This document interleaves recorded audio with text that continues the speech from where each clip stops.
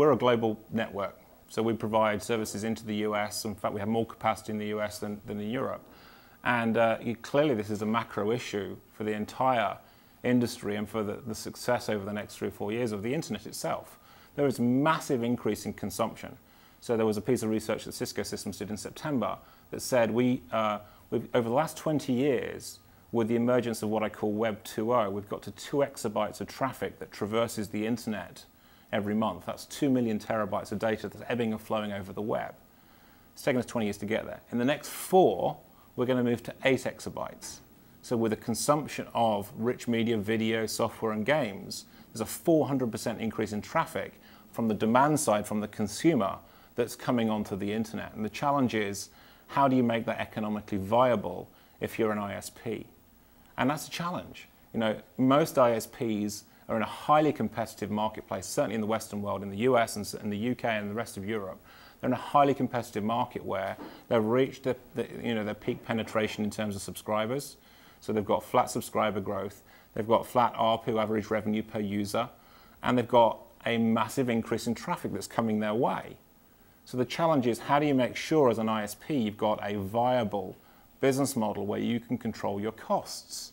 And the challenge is that there's sort of this emperor's new clothes thing going on with the CDNs, where the traditional CDNs will talk to a content owner, a broadcaster, a movie studio, or what have you, and charge them a fee for delivering the files to the consumer.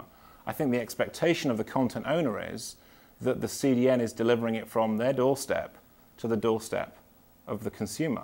And that's not the case. That's where the emperor's new clothes fits in, which is the CDN is actually taking it from the doorstep of the content owner as far as the north side of the ISP network and stop, and then dump it over the wall at the ISP and ask the ISP to deliver it. And the ISP is not part of that value chain, and there's a massive increase in volume coming their way. So they're in a difficult position as ISPs. It's almost like you pay for, again, you're in New York, I'm in London, right? And you pay for a premium delivery service. And I say, right, I want to get this document to you or this video on a DVD to you tomorrow. I'm going to phone up Federal Express or DHL or whoever it is. I'm going to pay the top rate to get it to you. They're going to come to my door in their uniform. I'm going to sign for it. I'm going to send it. They're going to get in a van. They're going to drive to Heathrow.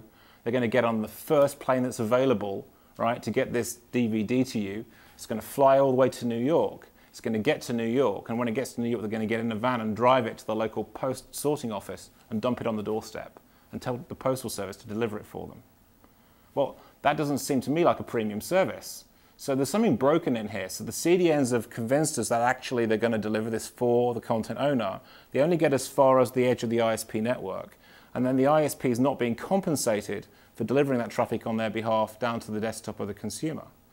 So if I'm an ISP with a 400% increase in traffic coming my way, not getting paid for it, and I'm in a position where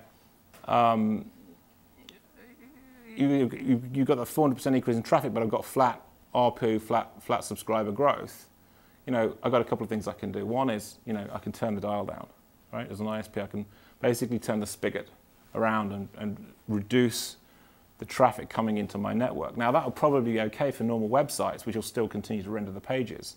But for bandwidth-hungry applications, what will happen is you'll have a reduction in the quality of the image on the screen of the consumer. So the person that loses at the end of the day is the consumer who, you've got the studio or the broadcaster who's designed an experience that is worked in collaboration with a CDN partner, but actually what the consumer sees and gets is something completely different because it's been traffic shaped in the meantime, or it's been manipulated because the cost of delivery is prohibitive to the ISP.